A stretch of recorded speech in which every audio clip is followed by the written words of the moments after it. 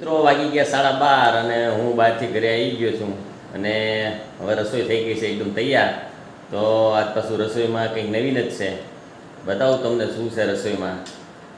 અને મિત્રો હા જો હું અડધો કલાકથી આવ્યો હતો, પણ એક ફોનમાં વાત ચાલુ હતી ને તો ભૂખ તો લાગી હતી, પણ હવે ફોન પૂરો થાય પછી જમવા મળે ને.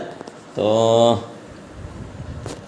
રસોઈમાં છે આજ ભરેલી રીંગણી નાની નાની, આખા બટેકા, ડુંગળી, શું વાત છે, રોટલી, અથાણું, છાશ.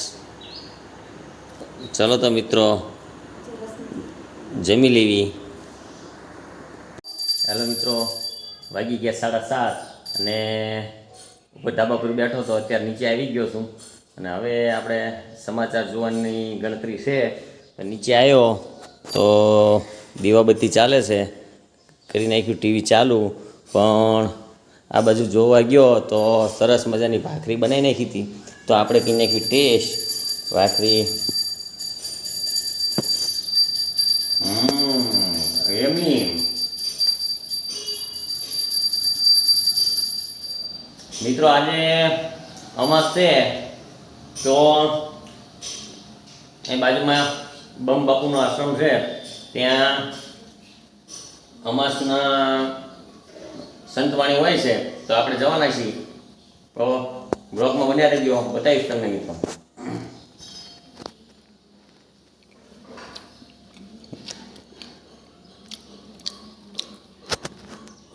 કરી લીધી ટેસ્ટ અને હવે અત્યારનો સમય છે ને ફળિયામાં બેસવા જવાની મજા આવે મિત્રો. તો ઘડીક ફળિયામાં બેસી લેવી, તો એના માટે અત્યારે પવન સારો આવતો હોય, આખો દિવસ ગરમી એટલી હોય તો ઘડીક ફળિયામાં ડેલી ખોલી લઈ લેવી આપણી ખાટલી અને બેસી જવી ફળિયામાં. ઘડીક બેસવી મજા આવે. બજારમાં ટાળી દેવી ખાટલી.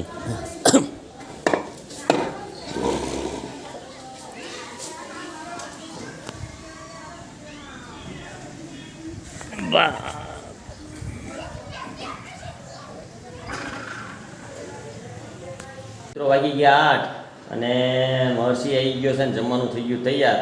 હવે જમી લેવી ને આ જો જમવાનું રેડી કરી નાખ્યું છે, જમવાની વાર છે. પછી ચાલવા તું જવાનો હું જાઉં?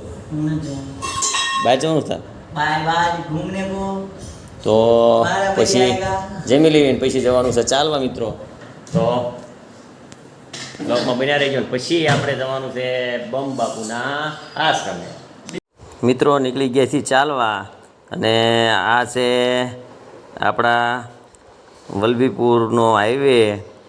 આવી ગયા ચાલવા. આ છે ગંભીરસિંહની સામેવાળો ગેટ મેઇન બજારનો. આવી ગયા નાસ્તાની દુકાને, થોડીક સિંગ ચણા લેવાના છે પણ શેઠ નથી તો બોલાવી લેવી શેઠને.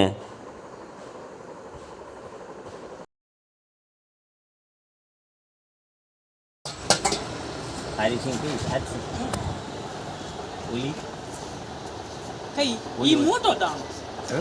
હિંગ તો આ મીઠી છે ખાવામાં. એવું? હા. 250 સિંગ ને આ ડાળિયા મિક્સ કરાવાય સિંગ ડાળિયા અમારા. હા. એટલે બે 250 આપ કે બે થી 250? બે થી 250. બે 250 ના 2 થી 250. અમારા છે ને સિંગ ચણ્યા નાસ્તા માટેની વલભીપુરની પ્રખ્યાત દુકાન છે, જોઈ લો. હા અમારો મિત્ર છે. શું નામ છે ભાઈબંધ? મોહિનભાઈ. ગમે તારે નીકળું ના એટલે મને શું સાહેબ બીજા કરે નહીં. મિત્રો નીકળી ગયા છીએ મામાદેવના મંદિરે જવા બાઇક લઈને. હું અને મારા મિત્ર ભરતસિંહ અને આ રસ્તામાં છીએ, હજુ તો વલભીપુરમાં જ છીએ. આ બંને બાજુ દુકાનો ચાલુ છે અને પવન સરસ મજાનો ઠંડો આવે છે બાઇક ઉપર. તો જઈ રહ્યા છીએ મામાદેવના મંદિરે પાર્ટી. એ સરસ મજાનો આજ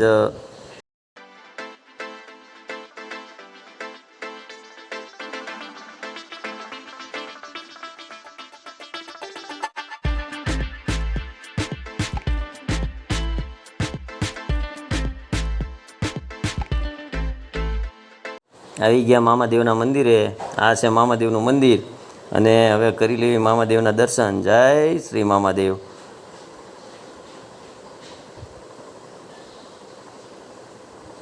મિત્રો, મામાદેવના મંદિરે પ્રસાદ લેવાનું ચાલુ છે. આ છે બમ બાપુની બેઠક.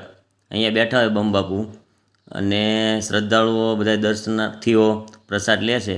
ખૂબ મોટી સંખ્યામાં સાધુ સંતો આવેલા છે. જુઓ મિત્રો, ખૂબ મોટી સંખ્યામાં દર અમાસે અહીં સાધુ સંતો આવે છે અને સંતવાણીનો લાભ લે છે. પોતપોતાની મસ્તીમાં દરેક સાધુ સંતો પ્રસાદ લઈને બેઠા છે મિત્રો. અને હવે તૈયારી થઈ રહી છે સંતવાણીની, બધી તૈયારી થઈ ગઈ છે. કલાકારો આવી ગયા છે મિત્રો. સંતવાણીની શરૂઆત થઈ ગઈ છે, કલાકારો આવી ગયા છે અને એ ભજનની રમઝટ બોલાવે છે. જો મિત્રો, ખૂબ મોટી સંખ્યામાં પ્રેક્ષકો છે, લોકો સંતવાણીનો લાભ લે છે. બહાર મંદિરની બાજુમાં મેદાનમાં બધા બેઠા છે. આપણે પણ સંતવાણીનો લાભ લેવી છીએ. આ મહંતો પોતપોતાની મસ્તીમાં વાગી ગયા છે 11:30 અને હવે બમ બાપુ આવી ગયા છે. જુઓ મિત્રો, ઘણા સંતો એમની સાથે છે.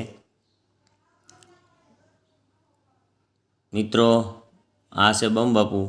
જય બમ બાપુ, જે આ જગ્યાના મહંત છે. જય બમ બાપુ. તમે પણ દર્શન કરી લો મિત્રો.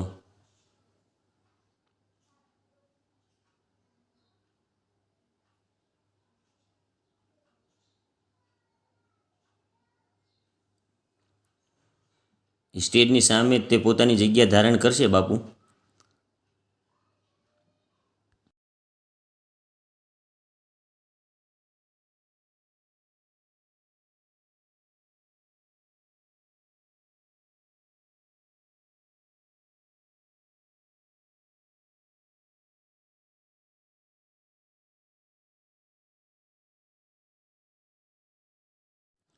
મિત્રો, હવે આપણે લેવી સંતવાણીની મજા. સંતવાણી જામી છે અને તમને જો મારા આવા બ્લોગ ગમતા હોય મિત્રો તો લાઈક, શેર અને સબસ્ક્રાઈબ કરી દેજો ચેનલને. મિત્રો, તો મળવી હવે આગળના બ્લોગમાં. Good night.